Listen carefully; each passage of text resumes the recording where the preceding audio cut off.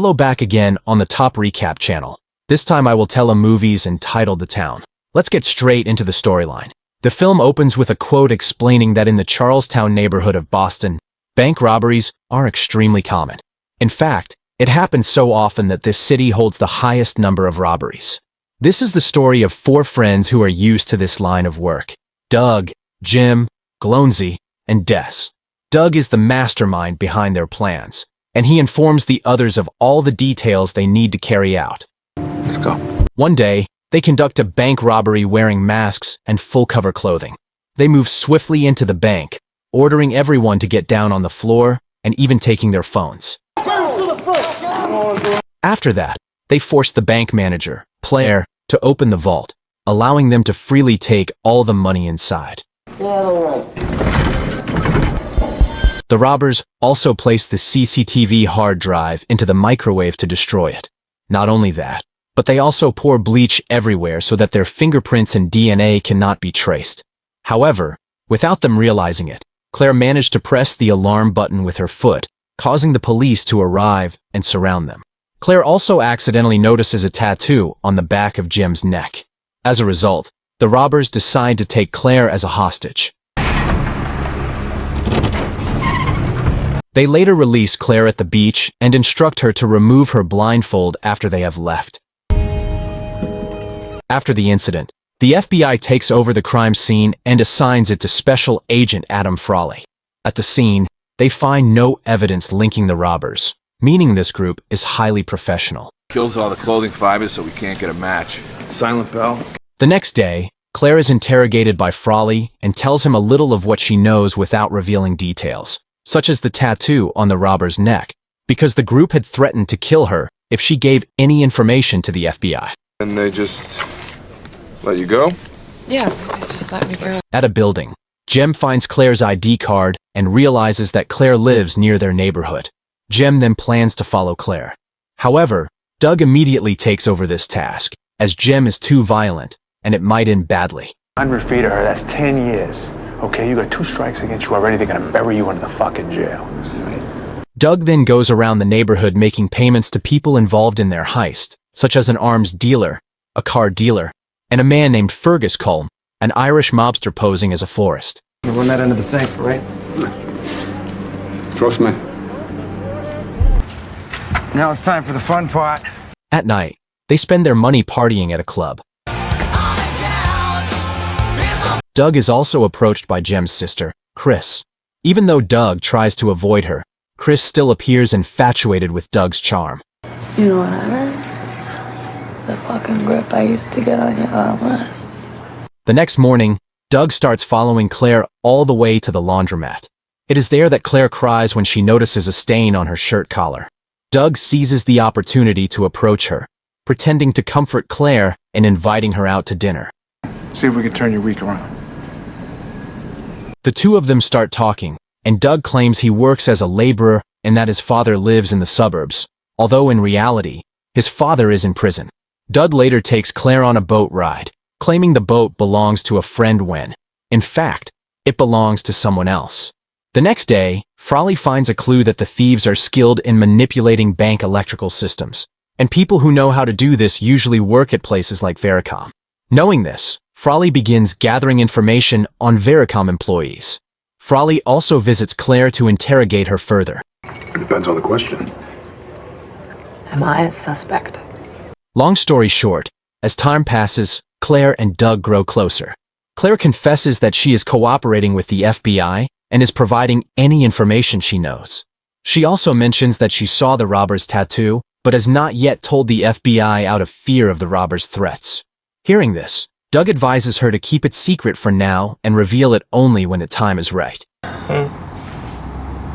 Doug then shares about his mother, who left when he was only 6 years old, and that he is currently trying to find her. Claire also shares that she once got a bottle thrown at her by a local thug on her way to work. Unwilling to accept what happened to Claire, Doug invites Jem to confront the thug and beat him up.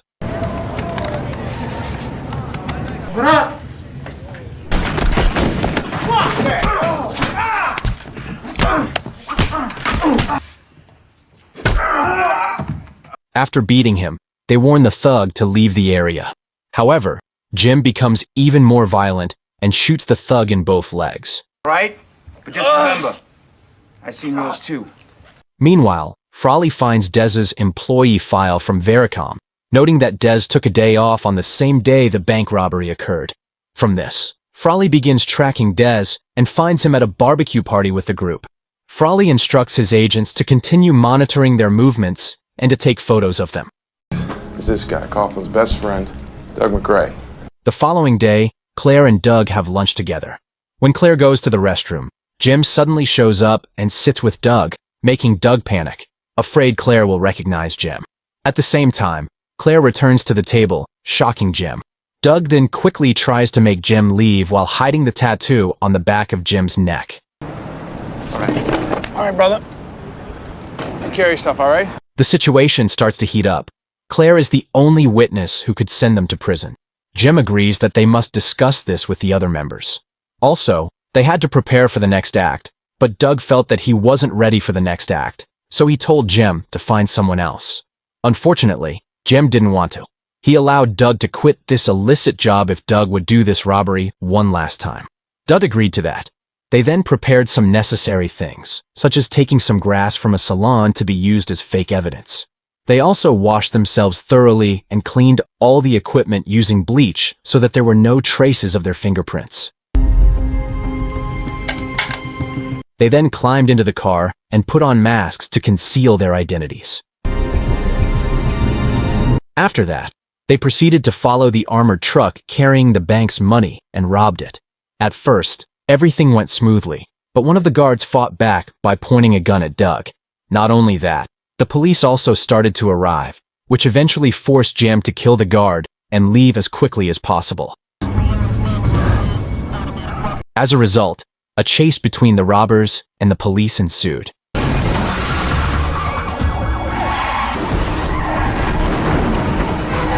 Soon, the police managed to corner them, but the robbers shot brutally and immediately fled.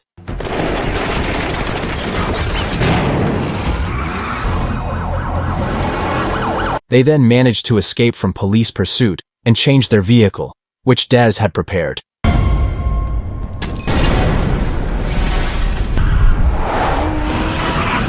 When they stopped to change vehicles again, they were spotted by one of the police officers who was parked nearby. But being alone, the officer was scared and pretended not to see anything. Despite not finding any real evidence, Frawley immediately asked his men to arrest Doug and his 3 friends.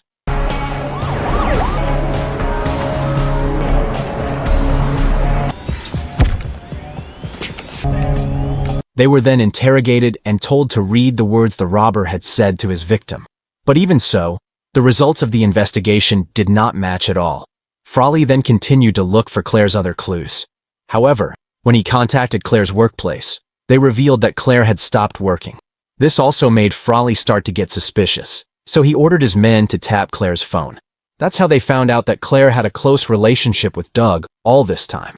Elsewhere, Doug meets Claire and gives her a diamond necklace. After they meet, Claire is visited by Frawley, who sees the diamond necklace. Frawley then shows Doug's profile and tells her what really happened. You opened the safe for him. On the other hand, Jim returns to see Doug to offer him a new job from Fergus. However, Doug refuses and emphasizes that he is now repented. Jim then brings up that he once killed people to defend Doug and even ended up in prison for 9 years. But Doug didn't care at all and still refused the job. All right, you got it? Get that in your fucking head! Doug then went straight to Fergus to tell him that he didn't want to rob anymore. But Fergus didn't want anyone else but Doug because Doug was the one who often made plans to rob. Fergus also reveals a fact that he has never heard before.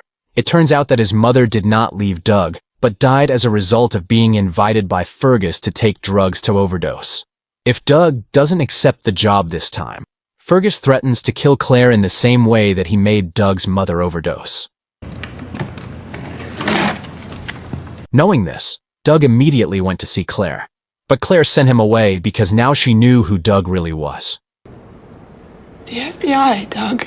Yeah, Claire, You go to fucking hell! Fucking hell! Since Claire doesn't want to see Doug anymore, he starts watching her apartment until he finally sees Fergus men hanging a funeral wreath on Claire's door. As a result, Doug accepts the job from Fergus. The next day, the gang gathered to listen to Fergus' plan, in which he received inside information to rob Fenway Park, a baseball stadium in Boston. They planned to rob during the day when the game was over, and the crowd was full. 3.5 million. In addition, Frawley began approaching Chris at the bar for more information. However, Chris gave him false clues. As a result, his men were wrong when they ambushed.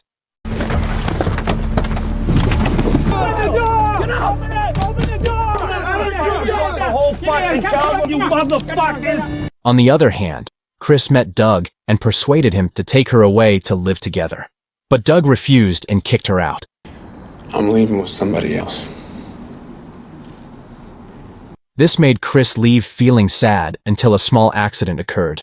Frawley then visits Chris in the hospital and promises Chris a better life for her and her child. In return, Chris must provide accurate information to Frawley. As a result, Chris obeys Frawley's words. The day of the robbery arrived. Des set up the electrical system to disable the alarm and CCTV, while Doug and Jim disguised themselves as policemen to be allowed into the stadium.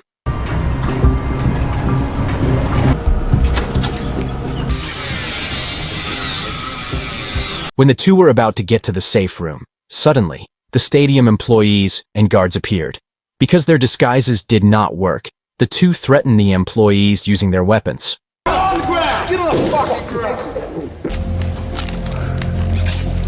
After that, Doug and Jim went to the cash room while threatening the family of the employee inside to open the door. Holmes!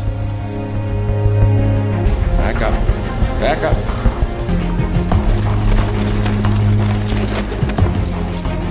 The two then went in and robbed everyone of as much money as they could, and then fled through the parking lot.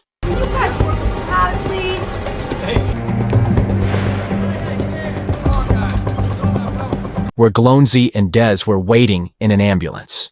However, as the four were getting ready, Doug noticed something odd. 3 hallways of the stadium seemed deserted when someone should have been working in those hallways. When he looked out the window, he was shocked to find that the FBI had surrounded all the doors to the building. Realizing this, Jim immediately shoots the FBI troops hiding in the main box. As a result, a shootout between the robbers and the FBI agents began.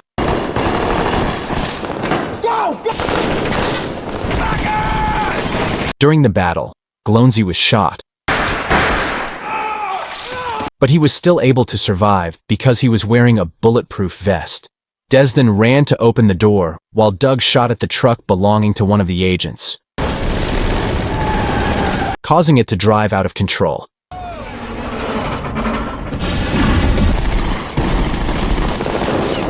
Not long after, the FBI then threw several stun grenades through the window, disrupting the robbers' sense of hearing.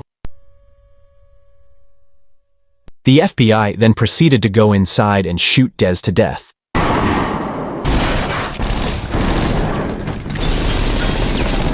After that, Glonsey devised a plan where he would leave while keeping an eye on the FBI, while Doug and Jim went back undercover as cops with the money.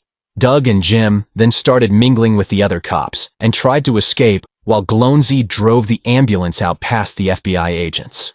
However, the agents immediately shot at Glonsey until he died, so the ambulance he was driving crashed into a large truck.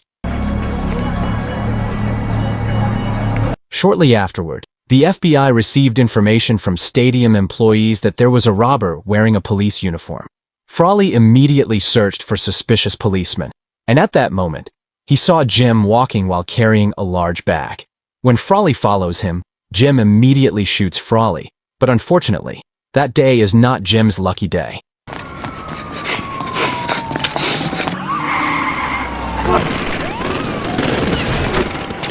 The police and FBI eventually surrounded him and then shot him to death.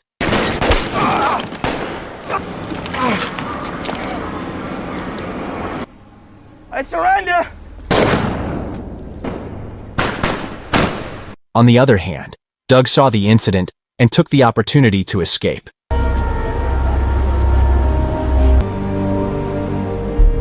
He then went to the flower shop to kill Fergus and his men.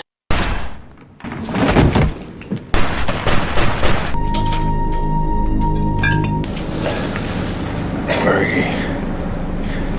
Remember clutching, that's fire.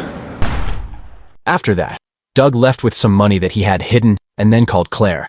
Unwittingly, Doug lurched from the next building and sees Clare with the FBI.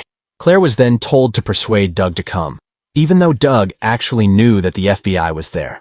However, he agreed to come to Clare's place. Afterward, Clare told Doug, "It's a sunny day," as a code to let Doug know that it was all a trap. Doug then hides some money in Clare's garden before leaving town by train.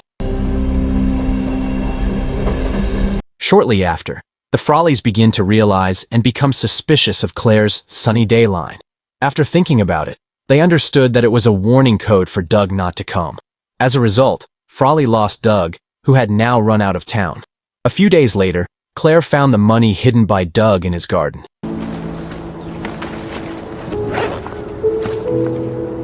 Inside the bag, there was a message that one day they might meet again. Clare then decides to donate the money to renovate the sports arena where Doug once played in memory of his mother.